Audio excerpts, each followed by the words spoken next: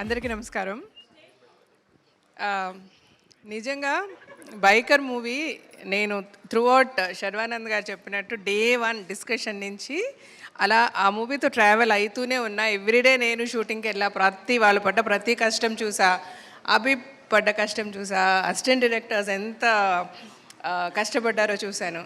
ఇంత ట్రావెల్ చేసి even post ప్రొడక్షన్లో కూడా ఐ వాజ్ దేర్. అన్నీ చూసుకున్న తర్వాత కూడా నిన్న నేను సినిమాకి వెళ్ళి చూసినప్పుడు I could move my eyes. నేను అంత ఇన్వాల్వ్ అయ్యి ఆ సినిమా చూడగలిగాను. నేను చాలా కనెక్ట్ అయిపోయా ఆ సినిమాకి. నాలాగా అందరూ కనెక్ట్ అయ్యారా నాకు తెలియదు. బట్ నేను ఏం చెప్పాలనుకుంటున్నానంటే, ఇందాక నాగేంద్ర గారు మాట్లాడారు కదా, ఆయన మాట్లాడినట్టు ఆ రివ్యూస్, సినిమా ఎలా తీయాలని అడుగుదామా రివ్యూస్ అని నాకు అంత ఆశగా ఉంది. ఇప్పుడు ఈ సినిమాలో there is so much of emotion. కళ్ళతోనే చెప్తారు. ఇంట్లో పిల్లలకి ఫస్ట్ ఆఫ్ ఆల్ ఫాదర్ దగ్గర చెప్పుకోలేరు. ఓపెన్గా ఫాదర్ ఏమనుకుంటారు, నేను కనుక కొంచెం ఫ్రీగా వదిలేస్తే వాడు లైట్ తీసుకుంటాడు, ఎస్పెషలీ మగపిల్లలతో వాడు లైట్ తీసుకుంటే వాడి ఫ్యూచర్ ఏమైపోతుందో అని ఫాదర్ ఎక్స్ప్రెస్ చేయడానికి తన మనసులోనే పెట్టుకుంటారు.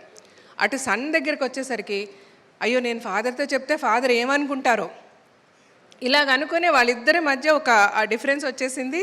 అతను ఏమనుకున్నాడో చెప్పుకోలేకపోయాడు, ఫాదర్ ఏమో ఆయనకున్న ప్రేమను చూపించుకోలేకపోయాడు. అల్టిమేట్గా వాళ్ళిద్దరు విడిపోయారు. మళ్ళీ వాళ్ళిద్దరూ కలిసి హ్యాపీగా క్లైమాక్స్కి వెళ్ళినప్పుడు నాకు ఎంత హ్యాపీగా అనిపించింది అంటే, ఎన్నో ఫ్యామిలీస్ నేను బతుకు జట్కా బండి అని ఒక టాక్ షో చూసా. ఎన్నో ట్రూ స్టోరీస్, ఎన్నో రియల్ స్టోరీస్, ఎంతో ప్రేమ ఉంటుంది. కానీ చిన్న చిన్న విషయాలు మనం చెప్పుకోలేక విడిపోతాం, టక్కని చనిపోతాం. ఎప్పుడు చనిపోతామో లైఫ్లో తెలియదు. మనకు కావాల్సిన వాళ్ళని చాలా దూరం పెట్టేస్తూ ఉంటాం. అలా చేయకూడదు.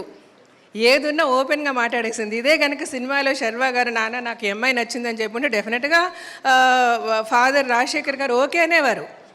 అయితే అది పర్లేదండి, ఇంక అయిపోయింది, ఎంతమంది సినిమాలు చూసేసారు, ఇంక ఇప్పుడు స్టోరీ రివీల్ అయ్యేదండి.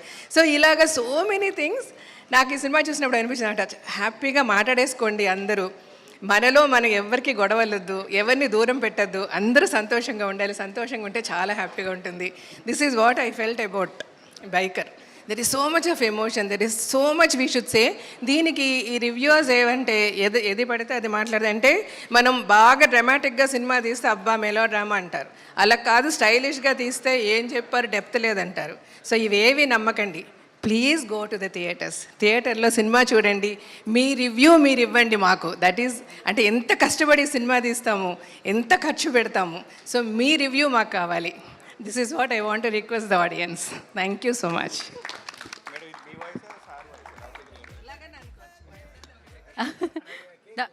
అదే సార్, మైక్ కూడా thank you so much. So thank you Jeevitha garu, thank you Rajasekhar garu, thank you so much. We all are celebrating your uh combination on screen అనమాట. థ్యాంక్ యూ ఎంటైర్ టీమ్కి మరొకసారి.